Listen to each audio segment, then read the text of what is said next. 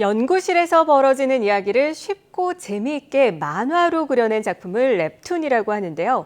연구실과 만화의 합성어인 웹툰은 과학기술에 대한 대중들의 이해와 친밀도를 높일 수 있는 콘텐츠로 떠오르고 있습니다. 이런 흐름에 따라서 얼마 전에 국내에서 과학만화 공모전이 열렸습니다. 오늘 주민피플에서는 이번 공모전에서 최우수상을 받은 중앙대 약학대학 이상곤 연구원과 함께 수상 작품과 웹툰에 대해서 알아보겠습니다. 자, 어서 오십시오. 이 웹툰은 많은데 웹툰은 잘 못 들어봤거든요. 어떤 건지요? 예, 올해 처음으로 이제 열렸는데요. 예. 이제 과학자의 실험실에서 일어난 일과 어떤 만화의 그런 좀 합성을 해가지고 연구실 생활을 만화로 옮긴 것입니다. 예. 이번에 과학 만화 공모전에서 최우수상을 받으셨다고 들었는데 네. 어쩌다가 여기에 참여하시게 된 거예요?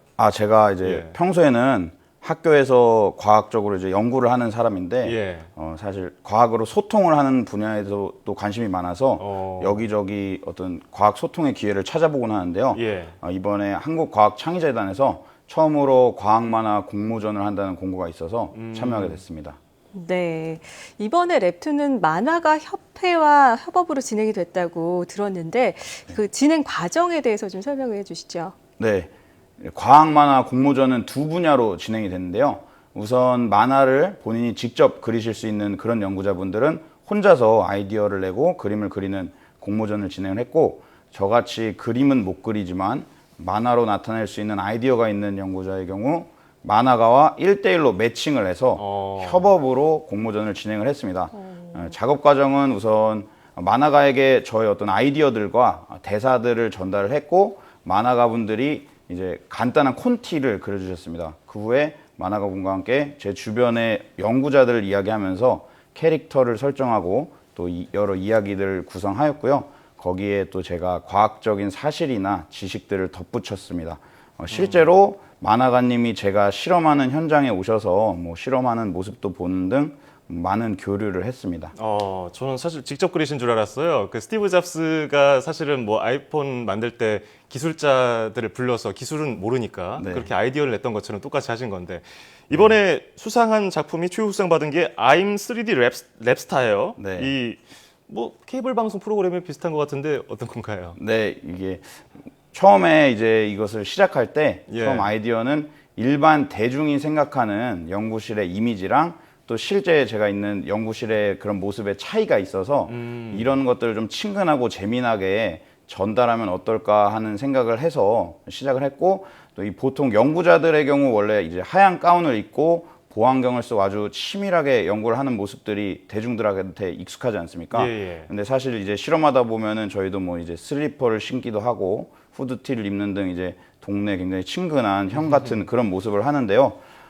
또 뭐 신약 개발을 한다고 하면은 굉장히 뭐 멋져 보이기 마련인데 실제 하는 작업들이 세포랑 쥐에게 뭐 밥을 주고 배설물을 처리하는 등 멋있어 보이기보다는 좀 힘들고 이런 3D 작업들이 많아서 이런 분들을 좀 재미나게 담아야 되겠다고 생각을 했습니다.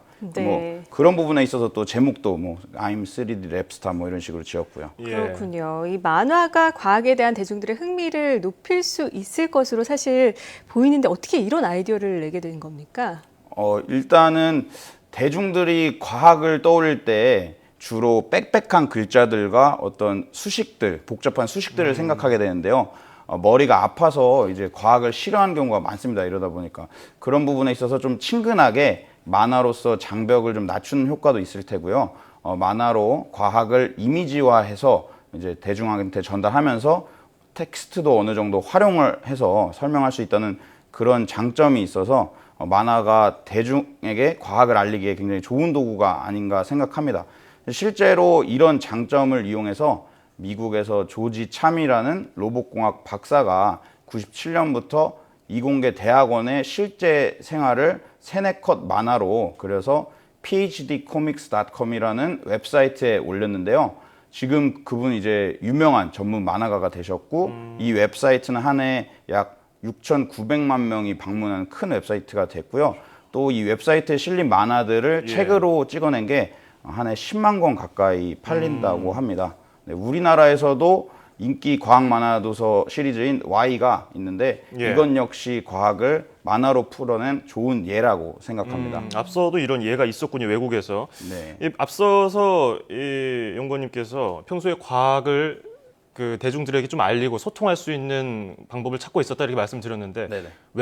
이 웹툰은 사실 10대, 20대, 30대 젊은 층들은 많이 알고 있고 접하고 있는데 네. 다른 연령층도 잘 모르겠거든요. 그럼 네. 다른 노력을 하셔야 될 것 같은데 어떻습니까? 네, 사실 저희도 이제 이거 웹툰 이외에도 예. 다양한 과학 소통 활동을 하려고 좀 노력하고 있고 예. 그런 것들의 이제 다양한 활동 중에 몇 가지를 말씀드리면 네. 이제 먼저 음악가들이 이제 거리에서 흔히 버스킹이라고 하는 네. 길거리 공연을 하지 않습니까? 그쵸. 그런 부분에서 아이디어를 얻어서 네. 저희가 즉석에서 이제 길거리에서 과학 실험을 하는 사이언스 버스킹이라고 하는 활동을 했고요. 와우. 또 과학을 암기 과목이라고 아는 그 중고등학생 학생들에게 과학의 진정한 재미를 알리기 위해서 뭐 강연 활동이나 과학 실험 활동들을 하였고 또 저희가 이제 고등학교 졸업하고 과학을 이제 등한시하는 경우가 있는데 그런 부분에서 착안을 해서 19세 미만 관람 불가인 과학 공연인 그런 사이언스 나이트 라이브 줄여서 SNL이라고 하는 예. 19군 과학 공연을 작년에 했고 올해 12월에도 할 예정입니다. 그리고 또 뭐 버스킹이나 이런 19군 과학 공연 이외에도 여태까지 잘 시도되지 않았던 새로운 과학 소통 활동들을 기획하고 있습니다. 네, 길거리에서 사이언스 버스킹이라 참 참신하게 다가오는데요. 이뿐만 아니라 페임랩에서도 좋은 결과를 내셔서 영국에 다녀오셨다고 들었는데 그 여정은 좀 어땠는지 좀 들려주시죠. 네, 제가 사실 이 과학 소통 활동에 대해서 처음 이제 열정을 갖게 된 게 사실 작년 페임랩 대회였는데요. 그 과학 3분 말하기 대회입니다. 예. 여기서 제가 운이 좋게도 최우수상을 받아서 최우수상을 다 네. 타시는군요. 네, 2등입니다. 네. 다. 영국에 그 받아가지고 영국에 제가 첼트넘 사이언스 페스티벌이라고 하는 과학 소통 현장에 다녔습니다. 예. 사실 이제 저의 과학 소통에 대한 열정이 여기서 시작된 건데 뉴턴과 다윈부터 리처드 도킨스, 스티븐 호킹까지 유명한 과학자들이 많은 영국에서는 과학에 대한 위상이 굉장히 높습니다. 과학에 대한 국가적 지원과 대중들의 관심이 굉장히 뜨거워서 유명한 과학자가 계속 나올 수 있는 그런 시스템이 갖춰져 있더라고요. 근데 그 영국에 보니까 과학자들과 이 대중 사이에서 어떤 연결고리 역할을 해주는 분들이 계셨는데 그분들이 이제 과학 소통 전문가였고 심지어 이분들이 같이 계신 과학 소통 전문 기업들까지도 있었습니다. 영국에서는 과학 소통 전문가를 사이언스 커뮤니케이터라고 과학 소통을 이제 본업으로 삼는 사람들이었는데요. 예. 그런 것들을 이제 보면서 과학 소통이라는 작업들이 굉장히 의미가 있구나. 그리고 또 제가 개인적으로 하다 보니까 예. 너무 재미가 있어가지고 계속 하게 되는 것 같습니다. 충분히 벤치마킹 할 만한 사안인 것 같고요. 네. 이 랩툰도 그런 의미에서 같은 맥락을 볼 수 있겠는데 네. 그렇다면 이 랩툰 언제쯤 볼 수 있고 어디서 볼 수 있을까요? 네. 일단은 45만 명이 가입돼 있는 사이언스올이라는 곳과 이제 예. 17만 명이 구독 중인 한국과학창의재단 뉴스레터 등에 연재될 예정이고요. 또 관련된 SNS로도 퍼지는 것으로 알고 있습니다.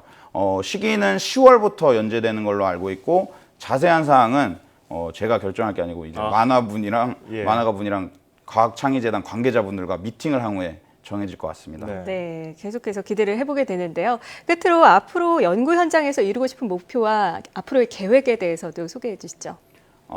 제가 이제 처음에 약학대학 입학할 때 한국 제약산업에 도움이 될 수 있는 약을 개발하는 연구자가 되고 싶어서 연구를 하게 됐는데요. 네. 이 목표는 뭐 지금까지는 아직은 변함이 없고요. 목표를 이루기 위해 앞으로 차근차근 단계를 밟아 나갈 계획입니다. 그러면서 또 제가 최근에 굉장히 의미가 있고 여러 가지 면에서 되게 재미가 있었던 과학 소통에 대한 활동들도 시도되지 않았던 방법들로 한번 도전을 해보고 싶습니다. 네. 자, 과학 대중화를 위해서 다양한 활동도 부탁을 드리겠고요. 한국 제약 산업을 위해서도 멋진 그리고 좋은 약도 많이 개발해 주시기 바라겠습니다. 자, 지금까지 중앙대 약학대학 이상곤 연구원이었습니다. 오늘 고맙습니다. 감사합니다.